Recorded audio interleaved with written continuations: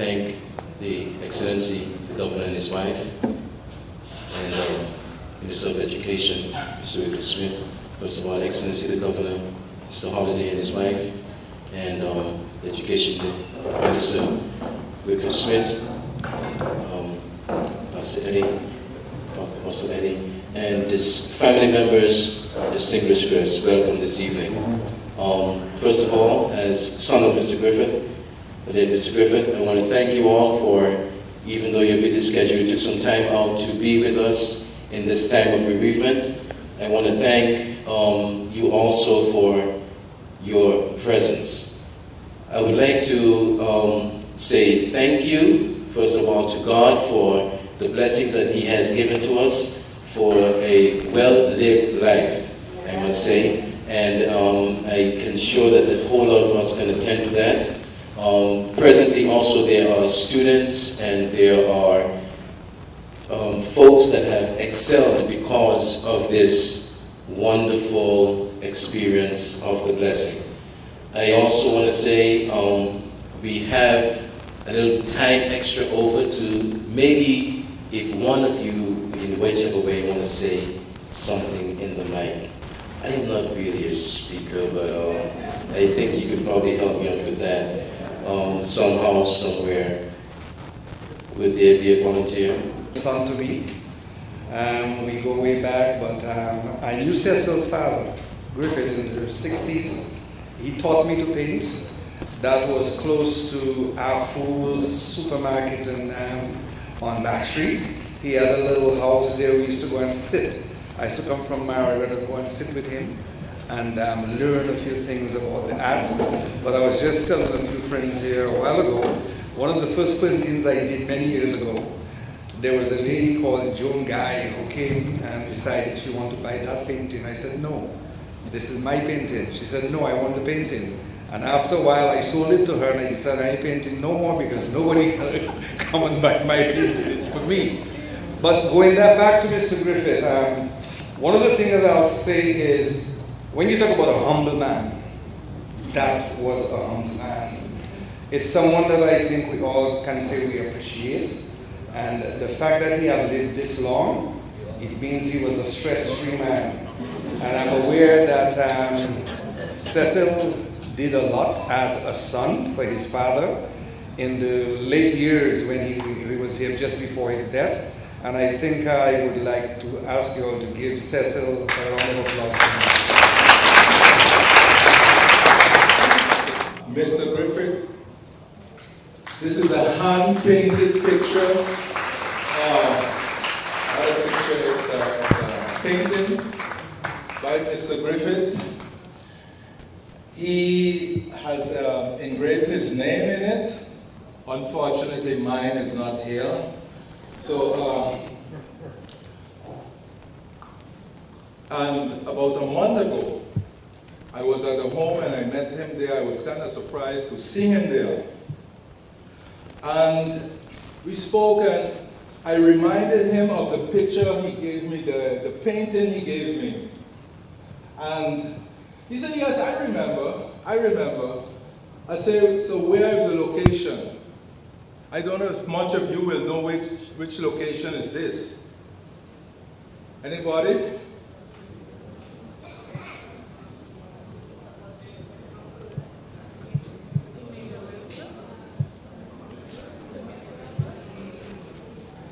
Come on, all you cool sack people. Oh, you don't know?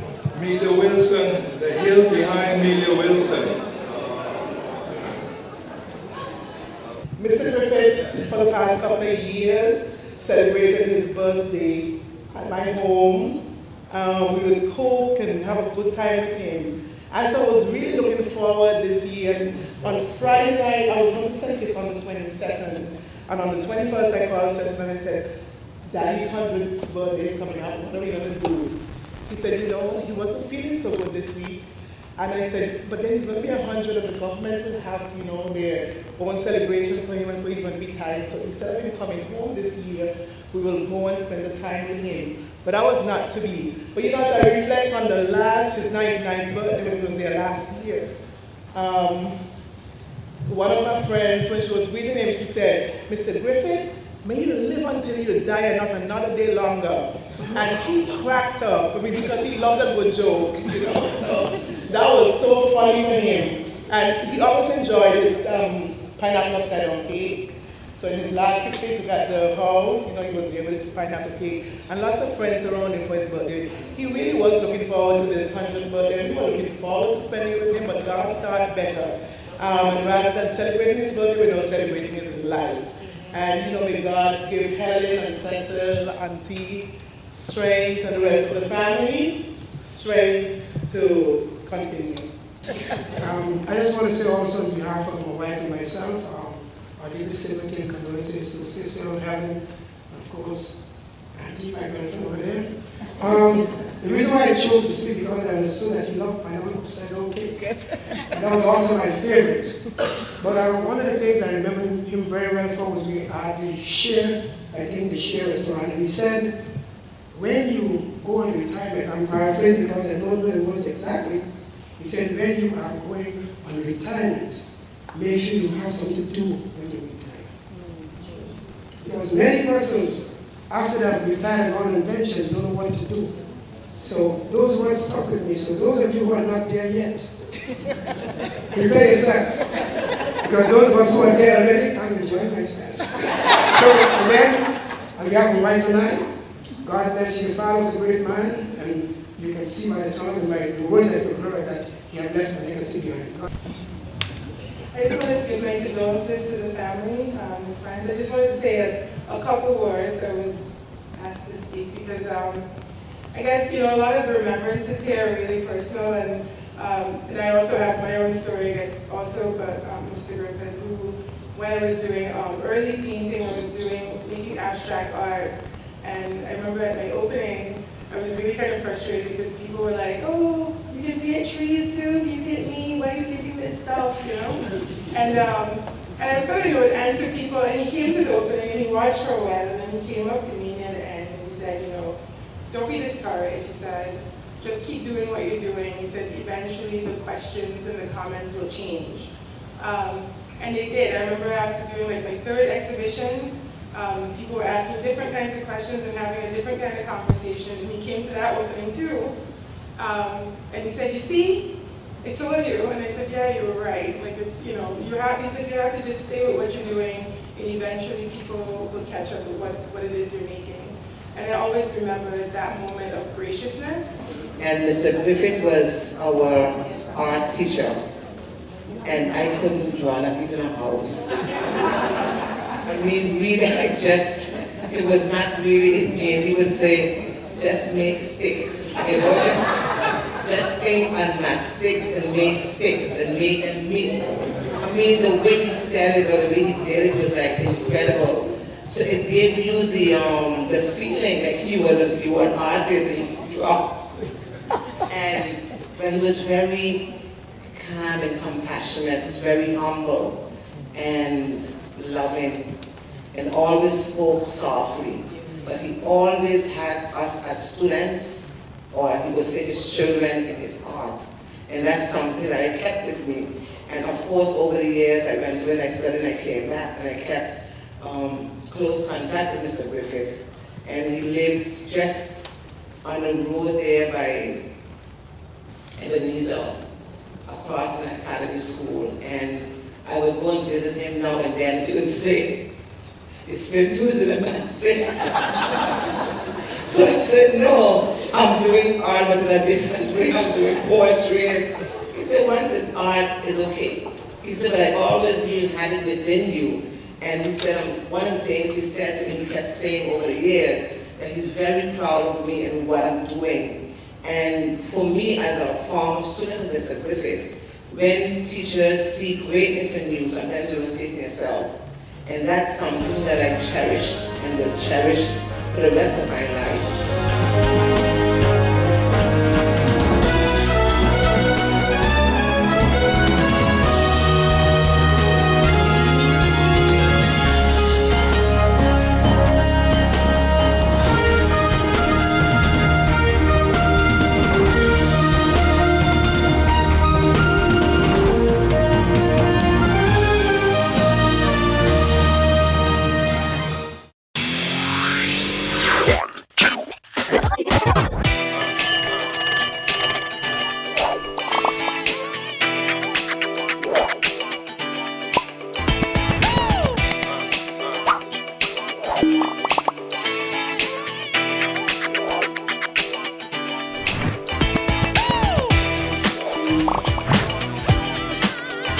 SXM, connecting you.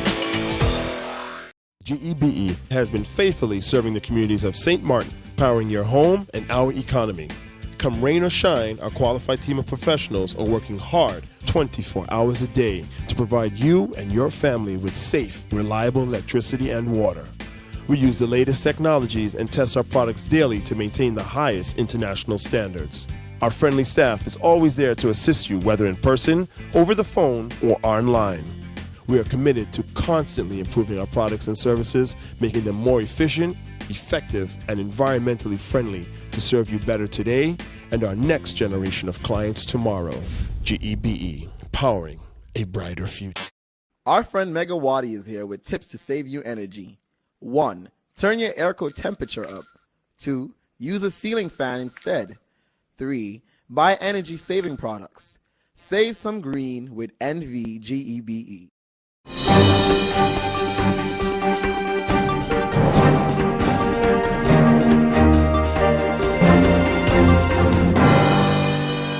You know, we have been very busy defending workers' rights and causes, and some people ask, why are you so quiet? Because we're in the trenches, you know. It's a warfare. It's warfare against capitalists and the capitalism system. So, but we have been able. So, there's one company that really that we represent that we had no problem with at all. That was Diamond Resorts. Diamond Resorts, in spite of their properties being, you know, devastated, they honored the workers' agreement, our collective labor agreement. They paid the workers their rightful salaries, never stopped, never cut anything. And even though they terminated the employees, it was done in accordance with the CLA, and the employees were very happy that that happened, because some of them, they worked for the former Pelican, so they had many years. Some of them were at the age of retirement, and to take a risk of not accepting that payout, you know, we have seen from experience where when employers would want to settle with the workers and they refuse, that later on the company go into bankruptcy and they lose everything. So to avoid that, you know, we did encourage them to take the settlement. And besides that, we have an agreement with them that when they rebuild, when they reopen, that those employees, if they're available, they have first preference back on the job. So while they are, like the landscaping department, they're still there, because that's part of the agreement, that landscaping, maintenance, and security, if they are available, will still maintain their job. And that is part of the entire package. So we are looking forward that whenever they reopen, whether the next 2 years from now, that those employees who might be available, that they know they have first preference in working back at the place. In the meantime, we are doing a very intensive retraining program here at Wyfall. As you know, we have our own training institution, because when these places reopen, because technology has really changed work and the place of work, they need to be, say, computer literate. So that's an emphasis in technology that we are working along in training and retraining employees, that so when those companies reopen back, that they can fit in accurately. I remember years ago when you look at a room attendant, they used to walk with a whole bunch of keys and they race for every room, a key for every room. That changed over the years. They begin to use swipe cards. And now that again is changing. You punch a button and then your room is open. So technology, everything is changing. So we as a workers organization, we are adapting ourselves to these new realities, and so we're preparing workers for the future. Let's back up somewhat. Yeah. You said that you've won 10 court cases. Approximately how many court cases were initiated by the Wyfall Union? 12. And how many? 12? Yeah, 12. So that means 2 are still pending. Yeah, and those that are pending, right now we're in the process, they don't want to go to court, let me say that. So they're in the process of doing an out-of-court settlement. As a matter of fact, this morning, I visited a company, I won't mention the name, where there's a court case in the motion, one of the court cases in the motion, but they are willing to pay. I assume that they don't want to pay the penalty, so they are willing to pay, and so they will later on today send me their calculation, and I'll make sure that it is in line with the rights of the workers and with jurisprudence. Okay, that is important. I don't want to agree, and I will never agree on anything that will be contrary to jurisprudence, because a lot of these are employers. They do not consider the workers and the plight of them and their families. So for us, jurisprudence, that is a court decision, is important. So any agreement that is made, or settlement that is made outside of court, has to be in alignment with jurisprudence. So that is where we're at, and if they doesn't comply to our position, then definitely the lawyer will proceed with that. Mr. Thompson, undoubtedly, WIFO is representing many of workers. Many of the business places have been closed since the passing of the hurricanes back in 2017. I'm sure this has had some sort of an impact on the many workers that you represent. Where would you place that figure at this time? Well, I would say about 50% of the employees that we represent have been affected by, the hurricane passing and the damages to their place of work. But WIFO membership is not like what the law prescribes, because we are an organization which changes and adapt to changes. Let's say, for example, our laws say here still that to become a union member in a company, it must be the majority of the employees who will go through a referendum and vote for the union. WIFO has bypassed it a long time ago. WIFO goes beyond that. We open our membership to individuals. So no matter where you work or who you are, you can be a part of WIFO as an individual. So we don't have to wait for collective membership in a company based on the majority according to law.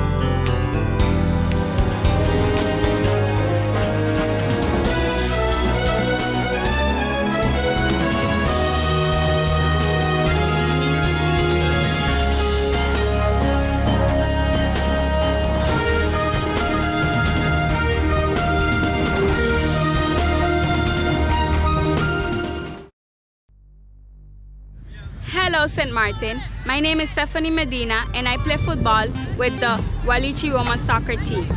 I have represented St. Martin in many different games. For example, the Dutch Caribbean Women's Soccer Cup. I played against Bonaire, Aruba, and Curacao right here in this stadium. Sports matter to me because it makes me happy, it keeps me fit and healthy, and it is very fun. So I asked the business community to take on this challenge and help us rebuild our facilities.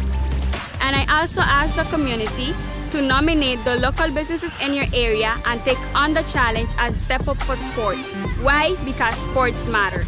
Check out the Department of Sport Facebook page for more information. #SportsMatter, #AreYouIn.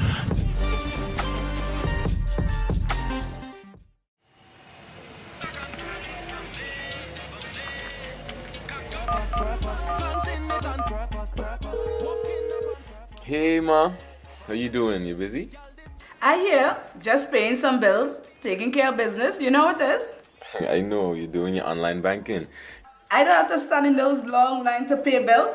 I can transfer when I want. I can check my account wherever. It's like the bank open 24/7. I even here checking the statement right now as we're talking. How's Miami? Well, that's why I'm calling. I'm finishing up a few songs now, but I'm afraid that studio time might be more than I thought.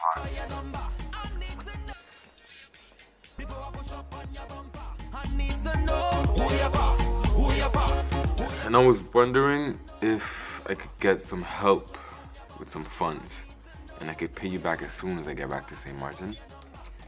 Let me check my account. How much you need? I think 500 should be enough. I can transfer it to you while online. Direct from me to you. No problem. Great. Thank you so much, Ma. I'll get online with Wib now. Alright, darling. You know who you're for? I need to know who you're for. Contact Wib today for your complete personal online banking experience. Available for all mobile devices. The Wynwood Islands Bank, now your online banking partner in progress.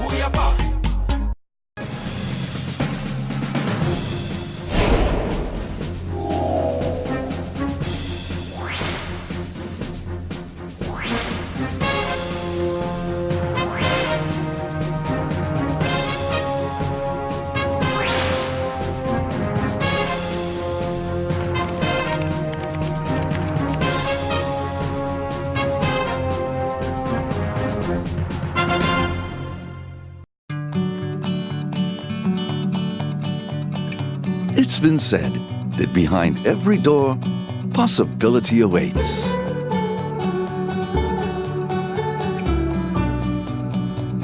How much possibility depends on which door you open first. Every day, we help our customers discover the possibilities in their lives. It all starts with a conversation. Scotiabank. Discover what's possible. In my opinion, everything is perfect and you would be great for the job. But I see here that there's a 2-year gap in your resume. What did you do? I was hospitalized for mental illness. Oh, mental illness? I've undergone treatment and I have a wonderful family that supports me. Well, that is good news. No, it's fine. I'm recovered. We'll contact you, okay? For a better understanding of mental health and what you can do to stop mental health stigma, please go to the Mental Health Foundation's website at www.mhf-sxm.com.